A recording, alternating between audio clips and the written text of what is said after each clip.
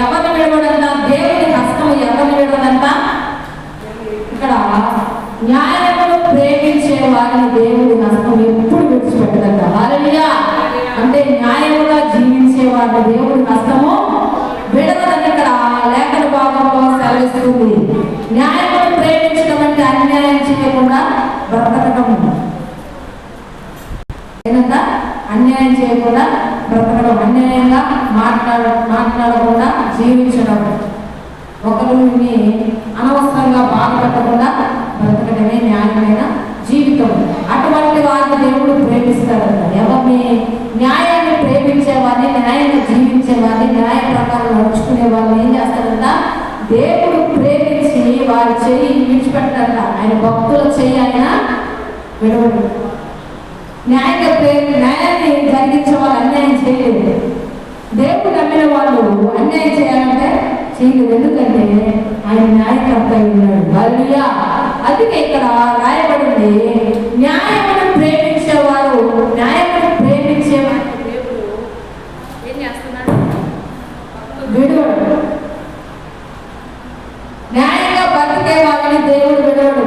ఇక్కడ ఈ లోకంలో ఏంటంటే రివర్స్, అన్యాయం ఉండేవారితో సహవాసం చేస్తారు. ఏం చేస్తారు? అన్యాయం ఉండేవారితో సహవాసం చేస్తారు. అబద్ధాలు ఆడేవాళ్ళకి ఫ్రెండ్షిప్ ఉంటారు. ఒక సిస్టర్ చెప్పింది, అబద్ధాలు ఆడేవారితో ఫ్రెండ్షిప్ చేస్తారంట, అన్యాయం ఉండేవారితో సహవాసం చేస్తారంట. కానీ యథార్థంగా మాట్లాడేవాడికి ఒక్కడే ఒంటరిగానే ఉంటాడు. ఎందుకని? నిజాలే మాట్లాడతారు. నిజం ఎవరికి నచ్చదు. అందుకని వాడు ఎప్పుడైనా ఒంటరిగానే ఉంటాడు. కానీ ఒంటరిగా ఉండడు, దేవుడు వాడికి తోడుగా ఉంటాడు. లోకంలో ఉన్న వాళ్ళందరూ చేయి విడిచిపెట్టినా దేవుడి హస్తము న్యాయాన్ని ప్రేమించవాన్ని, యథార్థంగా మాట్లాడేవాడిని, నీతిగా జీవించమని చెయ్యి ఎప్పుడు దేవుడు పట్టుకొని విడిచిపెట్టడంట. ఏమంటున్నాడు? విడిచిపెట్టడు. యోగులు చూసినట్లయితే భార్య యథార్థం గడవ విడిచి చచ్చిపోవాలి. కానీ దేవుడు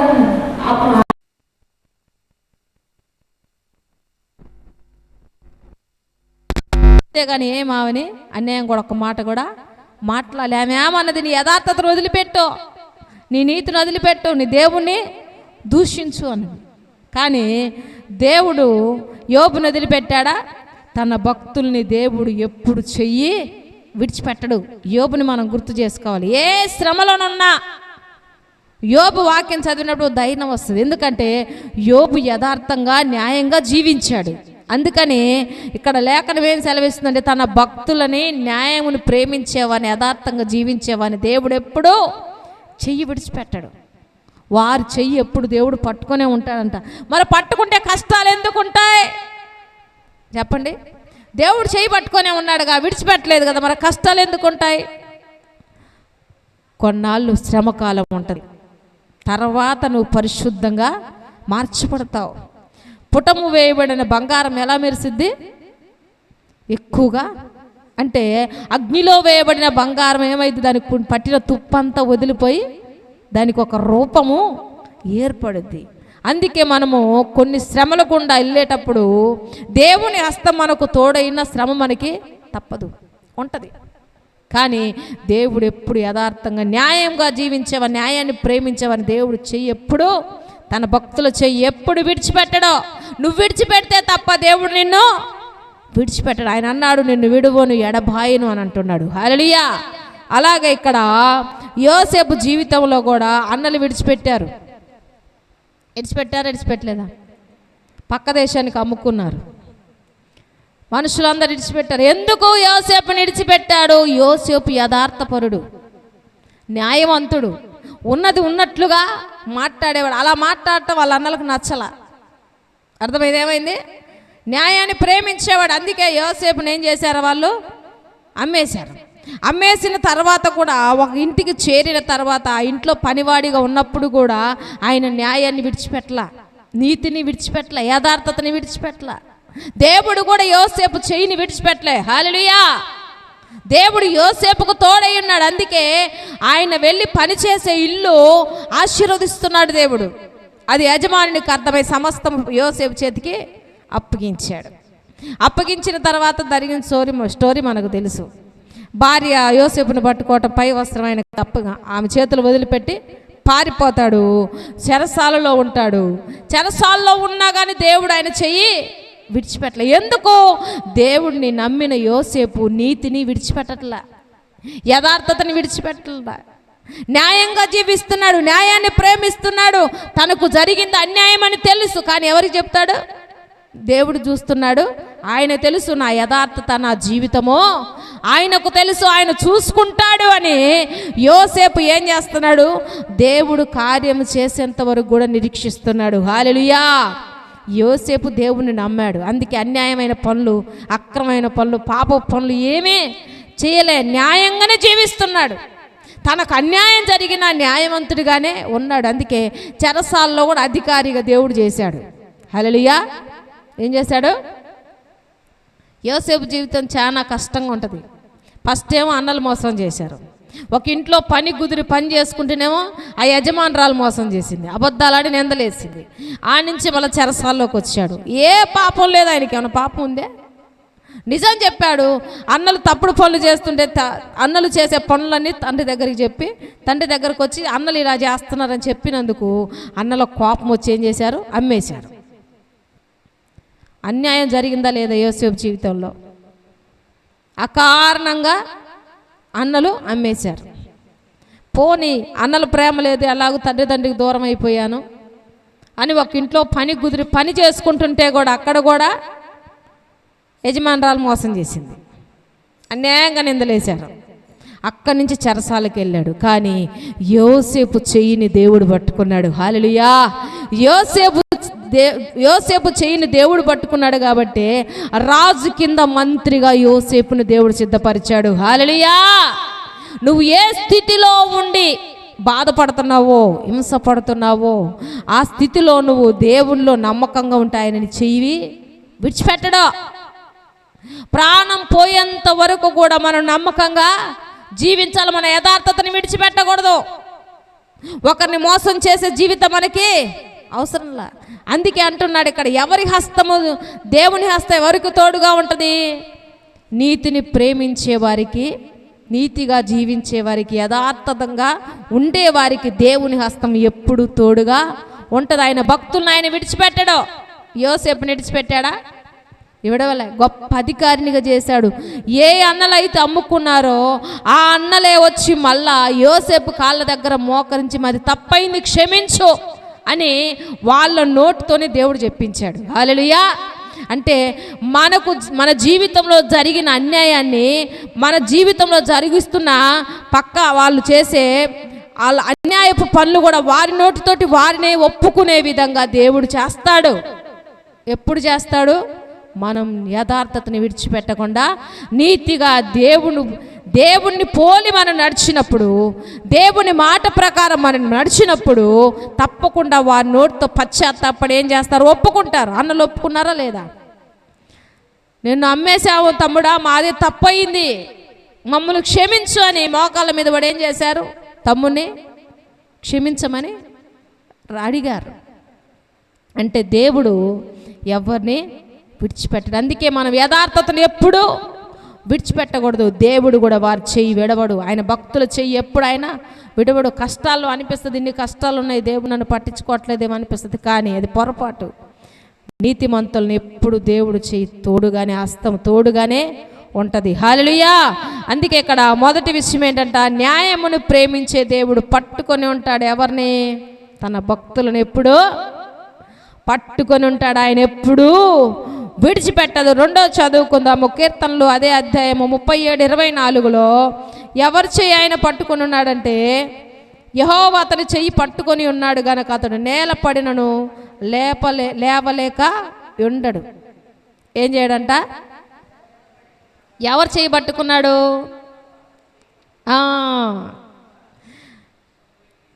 అది ఎవరు చెయ్యి పట్టుకున్నాడు? యథార్థంగా జీవించేవాని చెయ్యి, మోసము చెయ్యని వాని చెయ్యి పట్టుకొని ఉన్నాడు. హల్లెలూయా. మోసం చేసేవాని చెయ్యి దేవుడు పట్టుకోడు. మోసం చెయ్యని వాని చెయ్యి దేవుడు పట్టుకొని ఉన్నాడు. అందుకే ఇక్కడ అంటున్నాడు, వాడు పడిపోయినా మరలా తిరిగి లేవకుండా ఉండడు. అందుకే ఒక మాట రాయబడింది, నీతిమంతుడు 7 మార్లు పడినా ఏం చేస్తాడంట దేవుడు? ఎందుకని? వాని నీతిని బట్టి దేవుడు చూస్తున్నాడు కాబట్టి 7 సార్లు పడిపోయిన మరలి లేపేం చేస్తాడు? నిలబెడతాడు. హల్లెలూయా. అందుకే ఇక్కడ ఒకరి జీవితంలో ఇది జరిగింది. యాకోబు భక్తుడు ఉన్నాడు, తన మావ దగ్గరకు వచ్చాడు. 7 ఏళ్ళు 14 సంవత్సరాలు 2 పిల్లల కోసము కొలువు చేశాడు. 6 సంవత్సరాలు గొర్రెలు కాశాడు. మొత్తం 20 సంవత్సరాలు మామకాన్నే ఉన్నాడు. అవునా? మామకాన్నే కొలువు చేస్తున్నాడు, మామకాన్నే జీతం ఉన్నాడు, మామకాన్నే అన్నీ జరుగుతున్నాయి. అయితే ఇవన్నీ దేవుడు చూస్తున్నాడు. మామ మోసం చేస్తున్నాడు. ఎవరిని? యాకోబుని. ఎన్నిసార్లు మోసం చేశాడు తెలుసా? 10 సార్లు మోసం చేశాడంట. 10 సార్లు మోసం చేసినా యాకోబు మోసం చేయట్లే మామని. ఏం చేయట్లా? మోసం చేయట్లా, యథార్థంగా ఉన్నాడు. అందుకే యాకోబు కూడా దేవుని హస్తము తోడుగా ఉన్నది. ఆ మాట చదవండి. ఆదికాండము 31వ అధ్యాయము 41వ వచనం చదవండి.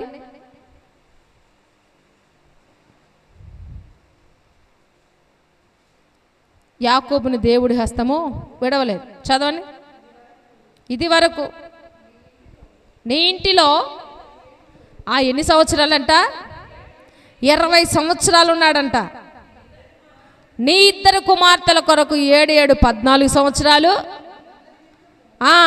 గొర్రెల నిమిత్తము 6 సంవత్సరాలు నీకు కొలువు చేస్తుని, అయినను నీవు నా జీతమును 10 సార్లు మార్చాడు. చాలు.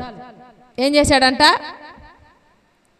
మామ ఏం చేస్తున్నాడు? అల్లుని ఎన్నిసార్లు? ఒక్కసారి కాదు, 2 సార్లు కాదు, 10 సార్లు. ఎందుకు?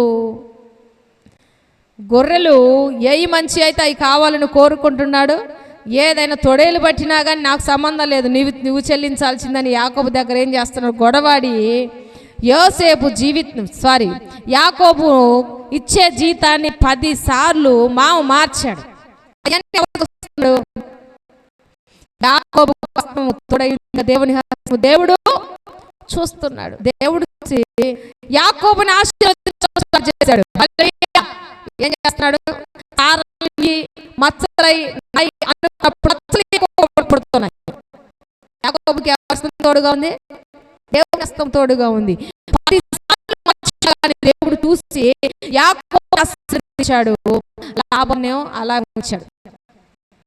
అప్పుడు యాకోబు అంటున్నాడు, యెహోవా హస్తము, దేవుని యొక్క హస్తము అబ్రహాము ఇస్సాకులకు తోడే, యోసేపులకు తోడైన హస్తము, యాకోబు అంటున్నాడు, ఇస్సాకు తోడైన హస్తము, అబ్రహాముకు తోడైన హస్తము నాకు తోడైతే పురుషులతోనే పంపించబడే, కానీ దేవుని హస్తము నాకు తోడుగా ఉన్నది.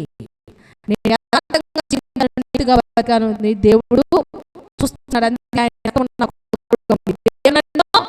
ఆశీర్వదించాడు. అక్కడ యాకోబు చెప్తున్నాడు మాతో, గట్టిగా ఒకసారి లాబాను, నువ్వు వెళ్ళి యాకోబు దగ్గర మంచిగానే చెడ్డగానే మాట్లాడొద్దు, మా జాగ్రత్త అని చెప్పి ఎవరు చెప్పారు? స్వప్నంలో దేవుడు ప్రత్యక్షమై ఎందుకు గద్దించాడు? లాబాను మోసం చేశాడు. దేవుడు దర్శన కాలంలో ఏం చేశాడు? గద్దించాడు. గద్దించి, నువ్వు నీ అల్లుడి కాడికి వెళ్తున్నావు, యాకోబు ఉండదు, జాగ్రత్త, నేను యాకోబు దేవుడినై ఉన్నానని దేవుడు లాభ మాట్లాడే ప్రాబన గజ వణికిపోయాడు. అందుకే ఇక్కడ మనం చూసిన విషయం ఏంటంటే, దేవుడు పడిపోయిన ఏం చేస్తాడు? లేపి నిలబెడతాడు. ఆయన పడిన వారిని అలాగే ఉంచాడు. మార్చాడంటే యాకోబు ఎంత బాధపడ్డాడు చెప్పండి. ఒక్కసారి 2 సార్లు మోసం చేస్తేనే ఎంతో కష్టం ఉంటుంది, కానీ 10 సార్లు జీతం మార్చిన అయ్యో నా దేవుడు చూస్తున్నాడని విశ్వాసంతో యాకోబు జీవించాడు. అందుకే దేవుడు రెట్టింపుగా యాకోబుని ఆశీర్వదించాడు. హల్లెలూయా. తన భక్తుల చెయ్యి పట్టుకొని ఆయన ఉంటాడు, విడిచిపెట్టాడు. నువ్వు ఒక దీన స్థితిలో ఉన్నా, ఏ స్థితిలో ఉన్నా దేవుడిని చెయ్యి పట్టుకొని ఉంటాడు. దేవుడు యథార్థముగా న్యాయముగా ఎక్కినప్పుడు దేవుడి హస్తం నీకు తోడుగా ఉంది. మనకు అన్ని చేశాడు కదా, మనం కూడా అన్యాయం చేయాలి. అసలు ఇప్పుడు నీకు తోడుగా ఉండదు. మోసం చేసిన వాళ్ళు మోసం చేయాలి. ఒక్కసారి మోసం చేశాడు, తర్వాత తప్పు తెలుసుకున్నాడు, అంతే. అక్కడ 14 సంవత్సరాలు రాహేలు కోసము, లేయ కోసం, ఇద్దరి కోసం కూడా గురువు చేశాడు. అలా 6 సంవత్సరాల మంద కోసము గురువు చేశాడు. అయినా 10 సార్లు కూడా అలా మోసగిస్తూనే వస్తున్నాడు. కానీ దేవుడు నన్ను చూస్తున్నాడు కనుక నమ్మకం. అందుకే అంటున్నాడు, ఇక్కడ భక్తుడు రాస్తున్నాడు ఏంటంటే, ఆయన పడిపోయినట్టు అలాగే ఉండనీయడు. ఎవరిని? న్యాయముగా జీవించేవాడు పడినట్లు కనపడా దేవుడు తిరిగి లేపుతాడు. 10 సార్లు మోసం చేసిన అంతకంటే ఆశీర్వాదంగా యాకోబు మందను విస్తరింపజేశాడు దేవుడు. హల్లెలూయా. లాబాను మంద అంతా చిన్నగా అయిపోయింది, యాకోబు మందంతా విస్తరించింది. ఎందుకని? దేవుని యొక్క కృప ఎవరన్నా చేస్తారో వాళ్ళు క్షీణించిపోతారు. దేవుని కొరకు ఎవరు న్యాయంగా నిలబడతారు, యథార్థంగా జీవిస్తారు, వాళ్ళు అంతకి ఆశీర్వదించబడతారని లేఖనము సెలవిస్తుంది. మొదటి విషయం ఏంటంట అన్నారు కదా, ఏంటంట? న్యాయమును ప్రేమించేవారిని దేవుడు విడవడు. రెండోది అండి, న్యాయముగా జీవించాడు, పడిపోయినా మోసపోయినా మరలా దేవుడు తిరిగి నిలబెట్టాడు. మూడో విషయం చదువుకున్నా, యోహాను సువార్త 10వ అధ్యాయము 28వ వచనములో ఆయన భక్తుల గురించి అన్నాడు. మాట చదవండి. యోహాను సువార్త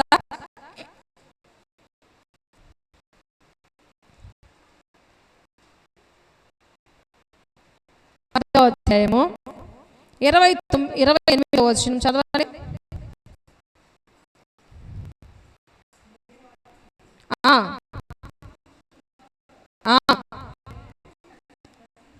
వారన్నిటికీ ఎవను నాటి నా చేతిలో నుండి ఇక్కడ ఎలా పోల్చారంటే,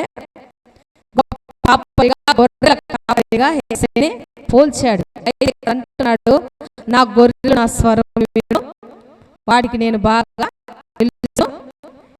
అర్థమవుతుందా? వాటికి నిత్య జీవం వచ్చాను, నిత్య జీవం ఇస్తున్నాను అంటున్నాడు. నిత్య జీవాన్ని నేను ఇస్తున్నాను. నిత్య జీవం అంటే నిత్యము నివసించేది. అయితే నిత్య జీవానికి వారసులుగా చేయడానికి ఈ లోకంలోకి వచ్చాడు ఆయన. ఆయన అంటున్నాడు, ఆయన చేతుల్లో ఉన్న వారిని ఎవ్వరు కూడా దొంగిలించడానికి వీలు పడదు. ఆయన చేతుల్లో ఉన్న వారిని, ఆయన నమ్మిన వారిని, ఆయన నమ్మకంగా వెంబడించే వారిని, ఆయన అభిషేకించిన వారిని, ఆయన ఆశీర్వదించిన వారిని ఎవరు కూడా ఆరింపలేరు, అంటే ఎవరు దొంగిలించలేరు, ఎవరు తీసివేయలేరు, ఎవరు ఎడపలేరు అని ఇక్కడ లేఖనం సెలవిస్తుంది. హల్లెలూయా. ఏం చేస్తాడా? ఆయన చేతులతో పట్టుకొని ఉంటాడంట. ఏ అపవాది ఆ గొర్రెని ఏం చేయలేదు, తీసుకోలేదు, కూడా ఆయన చేతిలో నుంచి లాక్కోలేదంటే ఆయన ఇచ్చిన రక్షణ గొప్పది. ఆయన అంటున్నాడు, నన్ను నమ్మి నమ్మకంగా జీవించే వారిని నా చేతులతో నేను పట్టుకుంటాను. నా చేతుల నుంచి ఎవడు కూడా లాక్కోలేడు, హాని చేయలేదు, ఎవడు కూడా నా చేతుల నుంచి విడిపించలేడు అని ఇక్కడ మాట్లాడుతున్నాడు. గొర్రెల గొప్ప కాపరిగా ఇక్కడ పోల్చాడు. ఏమంటున్నాడు ఆయన? నా చేతిలో నుంచి ఎవరు తీసుకున్నారా? చెప్పండి. నువ్వు పొందిన రక్షణ